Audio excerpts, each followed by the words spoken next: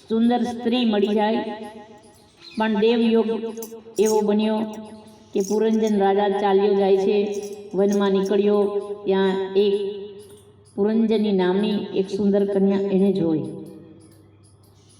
અને એ કન્યા સુંદર હતી, એનું નામ હતું પુરંજની. એના સાથે એમના જોડે એના લગ્ન થયા.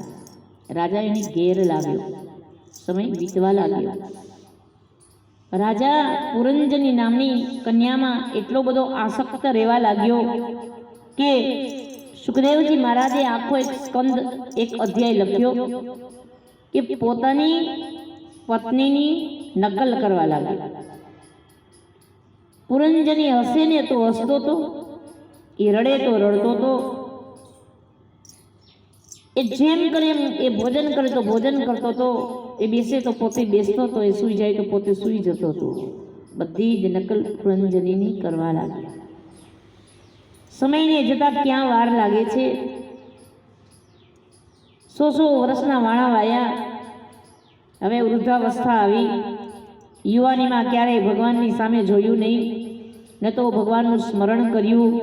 ન તો મનમાં એવું નક્કી કર્યું કે હું કોઈની ટીકા ઓછી કરીશ, નિંદા ઓછી કરીશ, હું ભક્તિ કરીશ, હું સારા રસ્તે ચાલીશ, ખોટી સાક્ષીઓ નહીં પૂરું. કહેવાય છે કંઈ જ સારા રસ્તે ચાલ્યો નહીં, અને વૃદ્ધ થયો. મનમાં વિચાર આવ્યો કે હવે મારી પત્નીનું કોણ, કાલ સવારે મારું મૃત્યુ થશે. એમ નથી યાદ આવતું કે મેં કોઈ સારું કર્મ નથી કર્યું, મારો જીવ જવાની તૈયારી છે, આ વિચાર એને નથી આવતો. પણ મનમાં એટલો જ વિચાર આવ્યો કે પત્નીનું શું થશે. છેલ્લે ભગવાનની યાદ ન આવી, હરિની સ્મૃતિ નથી. એટલામાં યમના દૂતો આવ્યા છે, પુરંજન રાજાને લઈ ગયા છે,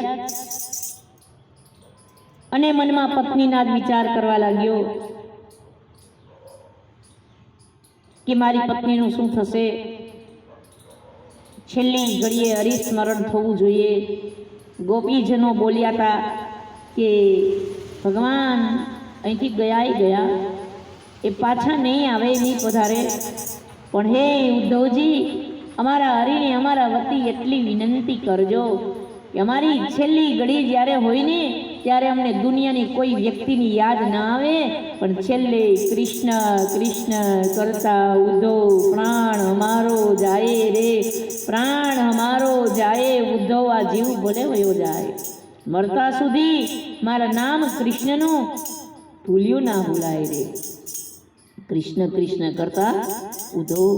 પ્રાણ અમારો જાય રે. છેલ્લી ઘડીએ એનું નામ મુખમાં રહી જાય, કારણ કે નામ તો વ્યક્તિને તારી દે છે. હરિનું નામ, રામ નામ, કૃષ્ણ નામ, શિવજીનું નામ, જેને આપણે માનતા હોય એ નામ તારે છે. પણ છેલ્લી ઘડીએ ત્યારે સુધરી જાય તો છેલ્લી ઘડીએ ભગવત નામ આવી જાય તો, એના ગુણગાન ગવાઈ જાય તો, કેવલ ગુણ ગાવાની ગાવા રે, ગુણ ગાવા મને આવડે છે ગાવા રે, વલ્લભ ગુણ ગાવાની ગાવા રે, વલ્લભ ગુણ ગાવાની ગાવા રે, અવસરિયાની આવે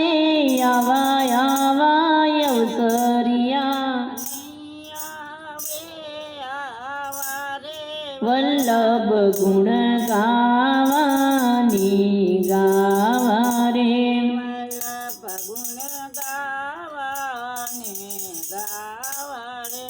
આંગણિયા માયા બલિયો પાક્યો રે, આંગણિયા માયા બલિયો પાક્યો રે, એની શાખ વૈષ્ણવ હોય ચાખે, એની શાખ વૈષ્ણવ હોય ચાખે, વલ્લભ ગુણ ગાવાની ગાવા રે વલ્લભ ભલું બુરું કાગળીએ ચડશે રે ભલું બુરું ઝપાટા જમતાણા પડશે રે ઝપાટા ત્યારે જીવને પસ્તાવો થાશે રે ત્યારે જીવને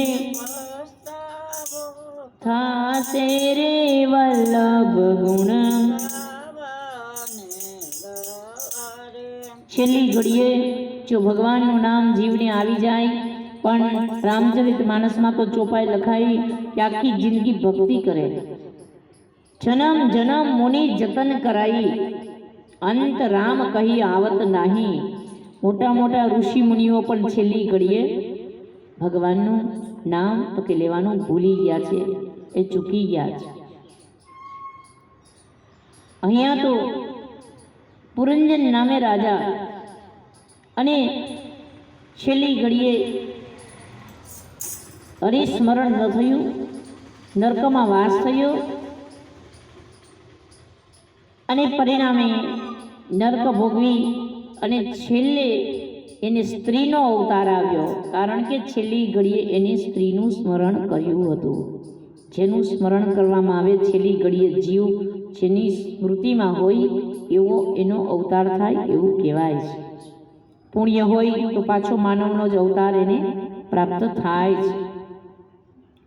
184 યોનિઓ છે પશુ પક્ષીથી માંડી પણ એ બધામાંથી જ્યારે માણસ પસાર થાય ત્યારે માણસનો અવતાર આવે છે અને એમાંય માણસનો અવતાર મળ્યા પછી બળે ભાગ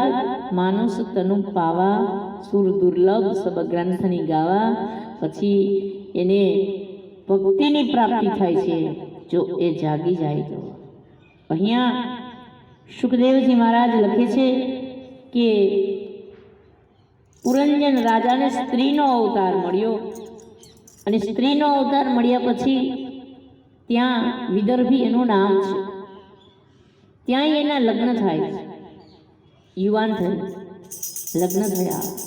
થોડો સમય ગયો ત્યાં એના પતિનું અકાળ મૃત્યુ થાય છે પતિના મૃત્યુ પછી એ રડવા લાગી છે ત્યારે કૈલાસ માનસરોવરથી આવેલો હંસ એને કહે છે કે મેં તને પહેલાં જ કહ્યું હતું કે સંસાર દુઃખાલય છે જન્મ દુઃખ જરા દુઃખ જાયા દુઃખ પુનઃ પુનઃ અંતકાલ મહાદુઃખ તસ્માત જાગ્રહી જાગ્રહી વ્યક્તિ જન્મે ત્યારે અનેક પ્રકારની પીડાઓ ભોગવે છે જન્મ દુઃખ જરા દુઃખ વૃદ્ધાવસ્થા દુઃખદાયી જ છે અંગમ ગલિતમ પલિતમ મુંડમ દસનવિહીનમ જાતમ તુંડમ હૃદયાતિ ગૃહીત્વા દંડમ તત્વીન મુચ્યતિ આશા પીડ વૃદ્ધાવસ્થા દુઃખદાયી છે જાયા દુઃખ પુનઃ પુનઃ સંતાનો પણ દુઃખદાયી થાય છે દુઃખ આપનારા માતા પિતાને અંતકાલ મહાદુઃખ અને છેલ્લી ઘડી જીવ કાઢવાની સહેલો નથી એ કઠિન છે અંતકાલે પણ મહાદુઃખ છે શાસ્ત્ર કે છે અંતકાલ મહાદુઃખ તસ્માત જાગ્રહી જાગ્રહી માટે હે જીવ જાગી જા થોડું હરીને ભજી લે હરિભજન વિના તો કે સુખ શાંતિ નહીં સીતારામ વિના આરામ નહીં હરિભજન વિના સુખ શાંતિ નહીં બીનો હરિભજન ન જાય કલેશા ભગવાનના ભજન વિનાનો મનનો ક્લેશ તો કે જતો નથી એટલે તો ભગવાન શ્રી કૃષ્ણને ગોપીજનો શું કરતા હતા કે બધી રીતે ભગવાનનું સુમિરન જ કરતા રહેતા હતા એ દધી મંથન કરે તોય ભલે છાસ વલવે તોય ભલે ઘરકામ કરે તોય ભલે પણ ભગવાનનું સ્મરણ કરતી હતી એટલે જ ભગવાન કૃષ્ણને ઉદ્ધવજીને કહી દીધું કે ઉદ્ધવ મને વ્રજમાં તેડી જાઓ આ સોનાની દ્વારિકા પણ અહીંયા મને સુખ નથી મળતું કેવા સુખ ગોકુળમાં